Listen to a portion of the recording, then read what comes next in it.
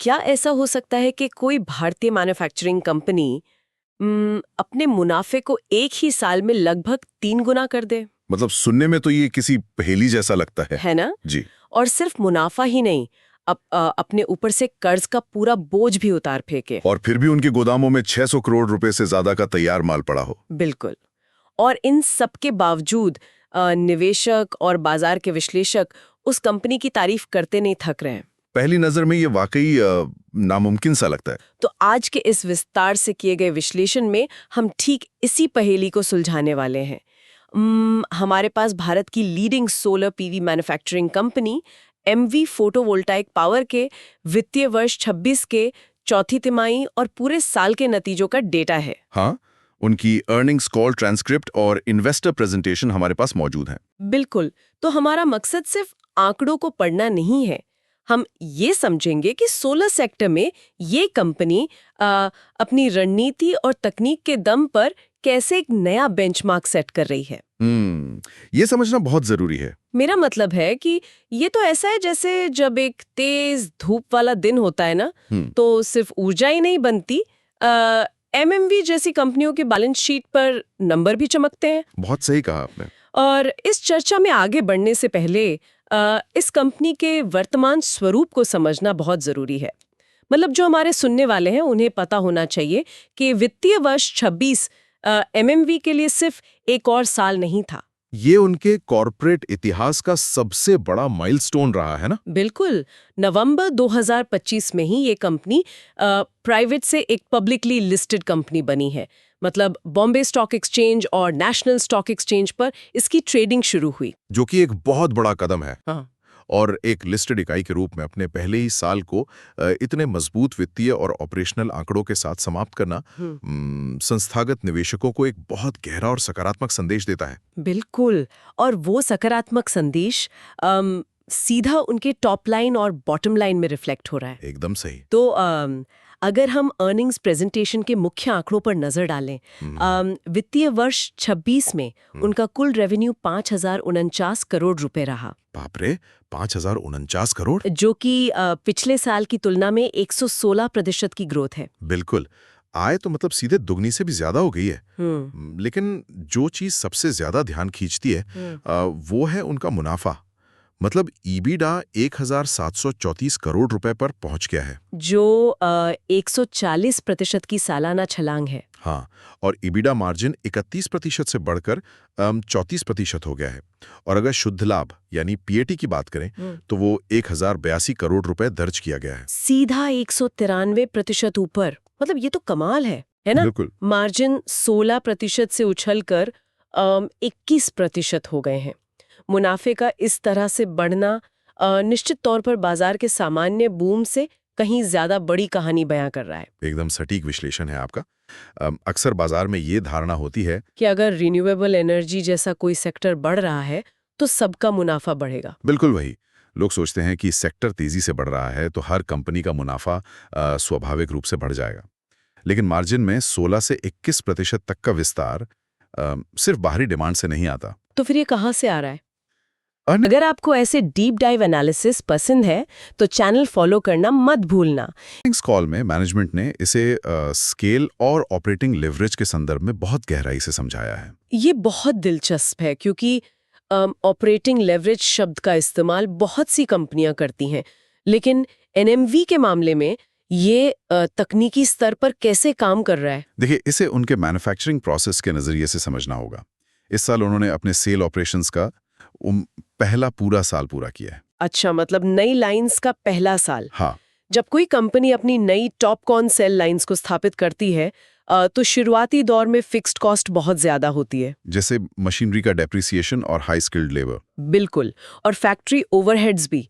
लेकिन जैसे ही वे उस क्षमता का अधिकतम उपयोग करने लगते हैं, जो कि उन्होंने किया क्योंकि उनका सोलर सेल का प्रोडक्शन लगभग 3 गुना बढ़कर 1520 मेगावाट हो गया। अच्छा, तो प्रति यूनिट लागत कम हो गई। एकदम सही। प्रति यूनिट सेल बनाने की लागत तेजी से गिरती है।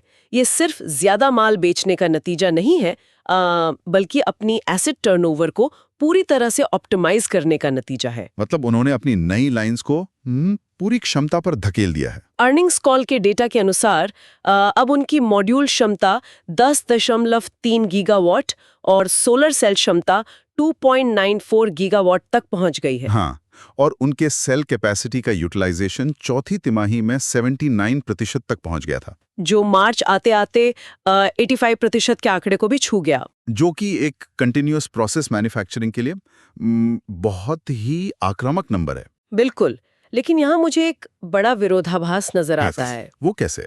मतलब कोई भी विश्लेषक उनकी क्षमता को देखे 10.3 गीगावाट के मॉड्यूल और सिर्फ 2.94 गीगावाट के सेल, ये असंतुलन थोड़ा अटपटा नहीं लगता? पहली नजर में तो लगता है। आखिर हर मॉड्यूल के अंदर सेल ही तो लगते हैं, है ना? हाँ। तो क्या 2.94 गीगावाट का सेल प्रोडक्शन 10.3 गीगावाट के मॉड्यूल असेंबली लाइन के लिए एक बड़ा बॉटलनेक नहीं बन जाएगा? एनालिस्ट Q&A सेशन में भी ठीक इसी विरोधाभास पर सबसे ज्यादा सवाल दागे गए थे। मतलब ऐसा लगता है जैसे किसी ने एक विशाल चैसिस बना ली हो, लेकिन इंजन छोटा लगा दिया हो। ये एक बहुत ही शानदार ऑब्जर्वेशन है। पहली नज़र में ये एक डिज़ाइन की खामी लग सकती है, लेकिन मैनेजमेंट ने जो तकनीकी स्पष्टीकरण दिया वो मैन्युफैक्चरिंग के नज़रिए से बहुत ही व्यावहारिक है। तो उन्होंने क्या बताया? उन्होंने समझाया कि सेल बनाना और मॉड्यूल बनाना दोनों की गतिशीलता बिल्कुल अलग है। तो क्या ये दोनों एक सिंक में काम नहीं करते? करते हैं, लेकिन उनकी प्रकृति अलग है। देखिए, सेल मैन्युफैक्चरिंग एक बैच प्रोसेस है। बैच प्रोसेस मतलब इसे पूरी तरह से मानकीकृत किया जाता है। आप मशीन चालू करते हैं और वो लगातार एक ही स्पेसिफिकेशन के सेल बनाती रहती है। इसीलिए सेल लाइंस 90 से 95% यूटिलाइजेशन तक बहुत आसानी से काम कर सकती हैं। अच्छा, तो इसे मेड टू स्टॉक कहा जाता है? बिल्कुल। अगर अब तक का एनालिसिस यूजफुल लग रहा है तो एक क्विक लाइक कर देना, या फिर अगर आपको ये ब्रेकडाउन हेल्पफुल लग रहा है तो कमेंट में बताना। दूसरी तरफ module line made to order होती है। मतलब हर बड़े डेवलपर या प्रोजेक्ट की डिमांड के हिसाब से लाइन में बदलाव करने पड़ते हैं। एकदम सही पकड़ा आपने। मान लीजिए किसी यूटिलिटी स्केल प्रोजेक्ट के लिए एक खास केबल लेंथ चाहिए, या उनके फ्रेमिंग स्टैंडर्ड्स और टेस्टिंग प्रोटोकॉल अलग हैं। तो इसके लिए लाइन रोकनी पड़ती होगी। हाँ, इन कस्टमाइजेशन के लिए मॉड्यूल असेंबली लाइन को बार बार रोकना पड़ता है, रिकैलिब्रेट करना पड़ता है। इन सब रुकावटों की वजह से दुनिया की बेहतरीन से बेहतरीन मॉड्यूल लाइन भी अपनी स्थापित क्षमता के अधिकतम 65 से 70% पर ही काम कर पाती है। अरे वाह, ये तथ्य तो पूरी तस्वीर बदल देता है। मतलब मैंने हमेशा माना था कि दोनों की क्षमता बराबर होनी चाहिए। ज्यादातर लोग यही सोचते हैं। लेकिन अगर मॉड्यूल लाइन 65% पर ही चलेगी तो अंतिम आउटपुट को सेल आउटपुट के बराबर रखने के लिए मॉड्यूल की स्थापित क्षमता को जानबूझकर बड़ा रखना ही पड़ेगा। सटीक बात है। ये कोई अड़चन नहीं है, बल्कि ग्राहकों की अलग अलग मांगों को पूरा करने के लिए बनाया गया एक रणनीतिक बफर है। कमाल की बात है। और इसी तकनीक से जुड़ा एक और बड़ा अपडेट है। कंपनी ने अब पूरी तरह से 100% टॉपकॉन तकनीक पर अपना ट्रांजिशन पूरा कर लिया है। वो भी G12R फॉर्मेट में, है ना? जी हाँ। टॉपकॉन तकनीक का पूरी तरह से अपना लेना एक बड़ा कदम है। यह तकनीक पुराने पर्स मॉड्यूल्स के मुकाबले कहीं ज्यादा पावर डेंसिटी देती है। बिल्कुल, और इसी तकनीकी बढ़त और स्केल का सीधा असर उनकी ऑर्डर बुक पर पड़ा है। आज की तारीख में उनकी कुल ऑर्डर बुक 9.4 गीगावाट तक पहुंच गई है। बाप रे, 9.4 गीगावाट। हाँ, सिर्फ चौथी तिमाही में ही उन्होंने 1.27 गीगावाट के नए ऑर्डर्स हासिल किए हैं। बाजार में ये विश्वास कि MVA आधुनिक तकनीक के साथ बड़े वॉल्यूम डिलीवर कर सकता है, इस ऑर्डर बुक का मुख्य कारण है। 9.4 गीगावाट की ऑर्डर बुक किसी भी पैमाने पर एक बहुत बड़ा कमिटमेंट है। अब इस स्तर के ऑपरेशंस को फंड करने के लिए भारी भरकम कैपिटल की जरूरत होती है। बिल्कुल होती है। जब हम मैन्युफैक्चरिंग में इतने बड़े स्केल अप की बात करते हैं तो अक्सर कंपनियों की बैलेंस शीट कर्ज के बोझ से दब जाती है। हाँ, ये इस सेक्टर की आम समस्या है। लेकिन जब हम MB के वित्तीय आंकड़ों की तरफ मुड़ते हैं तो एक बहुत ही असामान्य तस्वीर सामने आती है। उनका net debt to equity ratio negative 0.06x हो गया है। ये किसी भी कैपिटल इंटेंसिव बिजनेस के लिए एक दुर्लभ स्थिति है। नेगेटिव नेट डेट का मतलब तो यही हुआ ना कि उनके पास बकाया कर्ज की तुलना में नकद और कैश इक्विवेलेंट्स ज्यादा हैं। बिल्कुल, तकनीकी रूप से वे कर्ज मुक्त हो चुके हैं। और ये उन्होंने आईपीओ से जुटाई गई पूंजी के बहुत ही सटीक इस्तेमाल से किया है। 2,900 करोड़ रुपए जो उन्होंने जुटाए थे, उसमें से 1,621 करोड़ रुपए का सीधा इस्तेमाल अपने मौजूदा टर्म लोन्स को चुकाने में कर दिया, जिससे उनकी बैलेंस शीट तो हल्की हुई ही और साथ ही ब्याज का बोझ भी खत्म हो गया। हाँ, और यही कारण है कि उनके रिटर्न रेशियो इतने शानदार दिख रहे हैं। मैन्युफैक्चरिंग सेक्टर में जहां ROCE 15 से 20% पे भी अच्छा माना जाता है, वहां MV का ROE 51% और ROCE 38% है। बिल्कुल, जब आप अपना कर्ज चुका देते हैं तो आपका कैपिटल एम्प्लॉयड कम हो जाता है, और जब उसी समय आपके मार्जिन 21% तक पहुंच रहे हों, तो गणितीय रूप से ROCE का इस स्तर पर पहुंचना स्वाभाविक है। ये एक बहुत ही अग्रेसिव और कुशल कैपिटल एलोकेशन का उदाहरण है। हाँ, बहुत ही सदा हुआ कदम। लेकिन यहाँ एक सवाल है जिस पर एनालिस्ट्स ने मैनेजमेंट को काफी घेरा। इन्वेंट्री वाला सवाल। बिल्कुल, अगर कंपनी इतना अच्छा माल बना रही है, इतनी भारी डिमांड है और बैलेंस शीट इतनी मजबूत है, तो उनकी इन्वेंट्री इतनी ज्यादा क्यों है?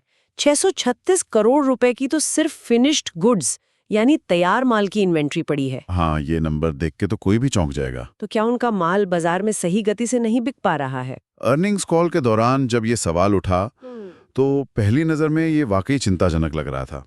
इतनी बड़ी इन्वेंट्री किसी भी मैन्युफैक्चरिंग कंपनी के लिए वर्किंग कैपिटल को फंसा देती है। बिल्कुल फंसाती है। लेकिन मैनेजमेंट का जवाब इस स्थिति को एक अलग ही परिप्रेक्ष्य में रखता है।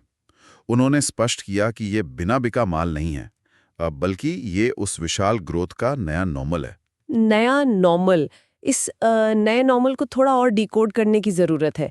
ये कैसे काम करता है? इसे कंपनी के रेवेन्यू रन रेट से समझिए। वित्तीय वर्ष की पहली तिमाही में उनका रेवेन्यू लगभग 1,000 करोड़ रुपए था। अच्छा। लेकिन चौथी तिमाही आते आते यही रेवेन्यू रन रेट बढ़कर 1,700 करोड़ रुपए प्रति तिमाही हो गया। बाप रे! जब कोई बिजनेस इतने कम समय में अपने वॉल्यूम को लगभग दुगना कर लेता है, तो सप्लाई चेन का गणित बदल जाता है। मतलब उन्हें अपने पाइपलाइन में हमेशा एक बड़ा बफर रखना होगा। बिल्कुल, अगर आपको हर महीने पहले से दुगने मॉड्यूल्स शिप करने हैं, तो फैक्ट्रियों से पोर्ट तक या ग्राहकों की साइट तक ट्रांजिट में रहने वाले माल की मात्रा भी उसी अनुपात में बढ़ जाएगी। ओहो, अब समझी। 636 करोड़ की इन्वेंट्री उस 9.4 गीगावाट के ऑर्डर बुक को समय पर पूरा करने की लॉजिस्टिक तैयारी है, ना कि ग्राहकों के अभाव में गोदाम में पड़ा माल। ये एक बहुत ही महत्वपूर्ण अंतर है जिसे किसी भी बैलेंस शीट का विश्लेषण करते समय ध्यान में रखना चाहिए। एकदम सही बात है। सीरियस इन्वेस्टर्स, आप लोग बताओ नेक्स्ट किस कंपनी पे डीप डाइव चाहिए? या अगर आप लॉन्ग टर्म इन्वेस्टर हो, कौन सी कंपनी एनालाइज करनी चाहिए नेक्स्ट? अब इस भारी मांग और सप्लाई चेन की बात से जुड़ा एक और दिलचस्प पहलू है। अर्निंग्स कॉल में मैनेजमेंट का टोन बहुत ही आश्वस्त था। हाँ, उनका वो बयान। हाँ, उनका ये बयान कि वित्तीय वर्ष 26 एक माइलस्टोन था और 27 एग्जीक्यूशन का साल होगा, ये दिखाता है कि वे अपनी वर्तमान स्थिति से पूरी तरह संतुष्ट हैं। बिल्कुल संतुष्ट हैं। लेकिन बाजार की रणनीति को लेकर उनकी एक बात काफी चौंकाने वाली थी। आप उनके एक्सपोर्ट नंबर की बात कर रही हैं? बिल्कुल। वर्तमान में कंपनी का एक्सपोर्ट पूरी तरह से 0 है। शून्य, एकदम। उनका पूरा फोकस सिर्फ और सिर्फ भारतीय बाजार पर है। अब सोचिए, एक कंपनी जो पूरी तरह से टॉपकॉन तकनीक पर शिफ्ट हो चुकी है, जिसके पास इतनी विशाल क्षमता है, वो अमेरिका या यूरोप के लुभावने बाजारों को छोड़कर सिर्फ भारत पर क्यों फोकस कर रही है? ये सवाल स्वाभाविक है ना? हाँ। क्या वे ग्लोबल मार्केट के मानकों पर खरे नहीं उतरते? खासकर तब जब सरकार लगातार make in India for the world पर जोर दे रही है। हाँ, तो एनालिस्ट्स का ये सवाल पूछना लाजमी था। लेकिन मैनेजमेंट ने जो तर्क दिया वो विशुद्ध रूप से अर्थशास्त्र और मुनाफे से जुड़ा है। अच्छा। उन्होंने स्पष्ट किया कि उनके पास चीन के बाहर की एक पूरी सप्लाई चेन विकसित है, जो आज के समय में अमेरिका जैसे बाजारों में एक बहुत बड़ा रणनीतिक हथियार है। वे तकनीकी और गुणवत्ता दोनों पैमानों पर ग्लोबल मार्केट्स में पूरी तरह से कॉम्पिटिटिव हैं। तो फिर उस हथियार का इस्तेमाल क्यों नहीं किया जा रहा? क्योंकि भारत का घरेलू बाजार इस समय उनके लिए सबसे ज्यादा लाभदायक है। वो कैसे?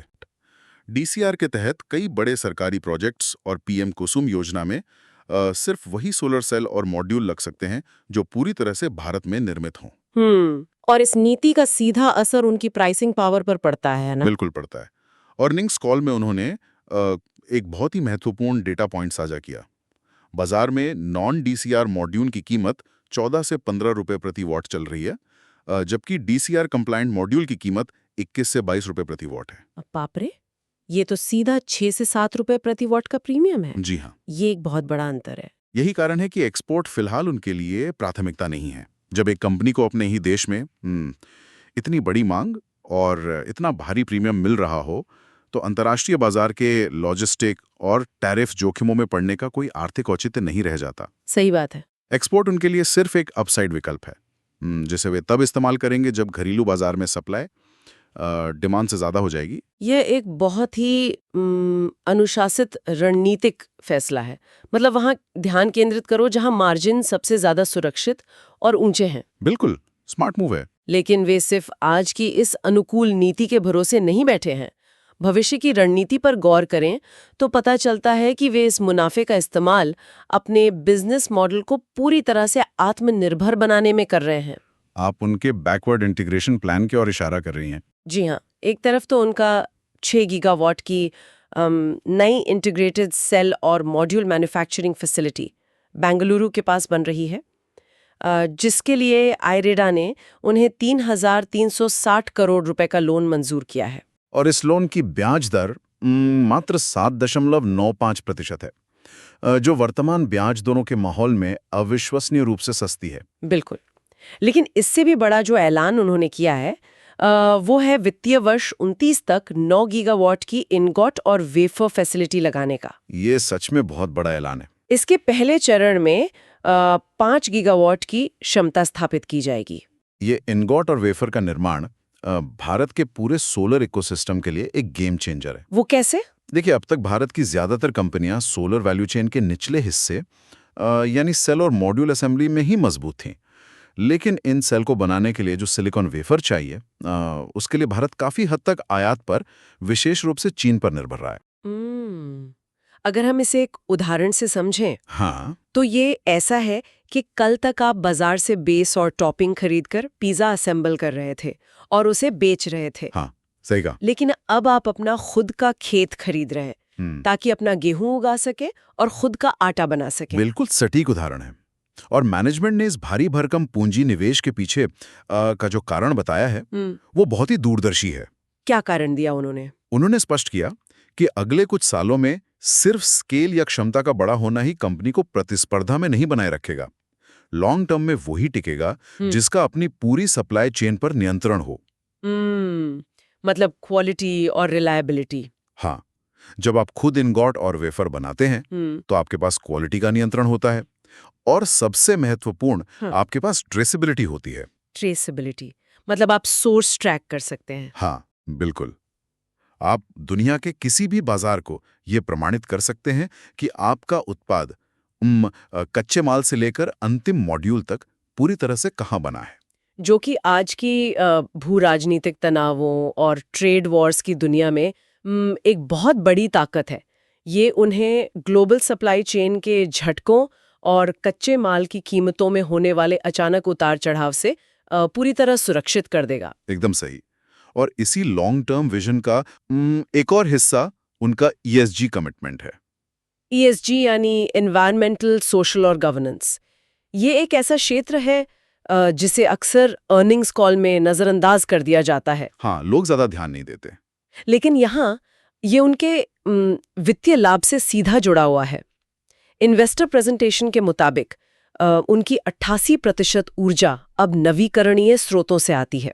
कमाल है। उनका जीरो लिक्विड डिस्चार्ज सिस्टम 92% पानी की रिकवरी करता है और वे टॉक्सिक कचरे को कम करने के लिए लेड फ्री एल्यूमिनियम फ्रेम का उपयोग कर रहे हैं। और इन सब बातों का सीधा असर उनके कॉस्ट ऑफ कैपिटल पर पड़ता है। वो कैसे? आपने जो आयरेडा के 7.95% के सस्ते लोन का जिक्र किया था ना, वो इतनी आसानी से और इतनी कम दर पर इसलिए मिल पाया क्योंकि कंपनी के ESG पैरामीटर्स बहुत मजबूत हैं। अच्छा, तो इसका सीधा वित्तीय फायदा मिल रहा है। बिल्कुल।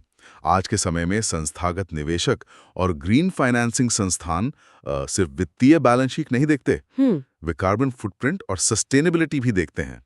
एमवी ने पर्यावरण के प्रति जिम्मेदारी को अपनी बैलेंस शीट के लिए एक फायदे का सौदा बना लिया है। ये तो बहुत ही स्मार्ट अप्रोच है। तो अगर इन सभी कड़ियों को एक साथ जोड़ा जाए, चौथी तिमाही और पूरे वित्तीय वर्ष 26 के ये शानदार नतीजे कोई तुक्का नहीं है। बिल्कुल नहीं, ये एक सोची समझी रणनीति का हिस्सा है। एमवी ने दिखाया है कि कैसे सही समय पर नई तकनीक यानी टॉपकॉन को अपनाकर अपनी सेल लाइंस की यूटिलाइजेशन को चरम पर ले जाकर और घरेलू नीतियों का अधिकतम लाभ उठाकर 193% जैसी प्रॉफिट ग्रोथ हासिल की जाती है। हाँ, और उन्होंने आईपीओ के पैसों से अपनी बैलेंस शीट को साफ किया है और अब वो उसी मजबूत नींव पर भविष्य का एक पूरा लोकलाइज्ड सप्लाई चेन साम्राज्य खड़ा कर रहे हैं। संक्षेप में कहें तो वे सिर्फ आज की डिमांड को पूरा नहीं कर रहे हैं, बल्कि भविष्य की अनिश्चितताओं के खिलाफ खुद को पूरी तरह से इम्यून कर रहे हैं। एक लिस्टेड कंपनी के तौर पर उनका ये पहला कदम बहुत ही नापातुला और आक्रामक दोनों है। इस गहन चर्चा को समाप्त करने से पहले इस पूरे विश्लेषण से निकला एक विचार छोड़कर जाना चाहूंगी। हाँ जी। जिस पर हमारे सुनने वालों को जरूर गौर करना चाहिए। बिल्कुल। आज हम देख रहे हैं कि एमवी जैसी कंपनियां भारत की सुरक्षित नीतियों और डीसीआर के प्रीमियम का फायदा उठाकर मजबूत हो रही हैं। हाँ, ये तो साफ दिख रहा है। लेकिन जब वित्तीय वर्ष 29 तक उनके इनगॉट और वेफर के कारखाने चालू हो जाएंगे और भारत के पास पूरी सप्लाई चेन लोकलाइज हो जाएगी, तो क्या वो दिन दूर है जब ये भारतीय कंपनियां सिर्फ अपने घरेलू बाजार की रक्षा नहीं करेंगी, बल्कि अपनी लागत और गुणवत्ता के दम पर ग्लोबल सोलर मार्केट में उतरकर स्थापित वैश्विक दिग्गजों को सीधे चुनौती देंगी? ये सोचने वाली बात है। क्या ये भारत की ऊर्जा आत्मनिर्भरता से आगे बढ़कर ग्लोबल डोमिनेंस की शुरुआत है? इस पर विचार जरूर कीजिएगा। बिल्कुल, श्रोताओं को इस पर सोचना चाहिए। इस विस्तृत चर्चा में शामिल होने के लिए हमारे सभी सुनने वालों का बहुत बहुत धन्यवाद। हम जल्द ही एक नए विषय और एक नए विश्लेषण के साथ वापस लौटेंगे।